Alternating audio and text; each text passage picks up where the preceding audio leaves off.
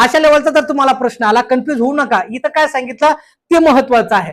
एका चौरसाकृती शेताची बाजू 18 मीटर आहे. आता हा चौरसाकृती शेत आहे, लक्षात घ्या, आणि त्याची बाजू 18 मीटर आहे. इकडे लक्षात घ्या, कशामध्ये आहे? मीटर मध्ये आहे. असा जर प्रश्न तुम्हाला विचारला, सर्वप्रथम याची चौरसाची काढावं लागेल तुम्हाला परिमिती, आणि जेवढा काही कार्यक्रम असेल ते पुढे. आणि दुसऱ्याचं उत्तर मला कमेंट्स करून सांगा. पहा, एका चौरसाकृती शेताची बाजू 18 मीटर आहे, तर त्या शेताला 9 पदर आहे. 9 पदर म्हणजे याला बाहेर सगळे त्याला जोडून 9 पदर करणार आहे. चौकोनी ना गोल केला कार्यक्रम.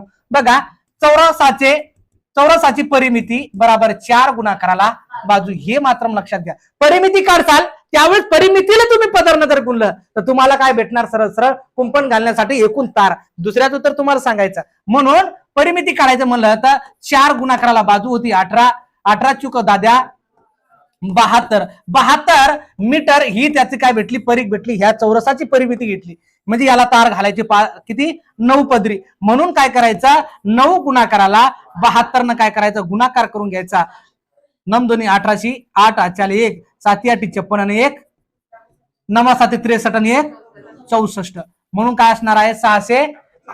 648 मीटर लांबीची तार लागणार आहे. दुसऱ्या प्रश्नाचं उत्तर मला कमेंट्स करून सांगा. आणि हो, जर समजत असेल तर मित्रांनो काय करायचं? लाईक्स करत चालायचं.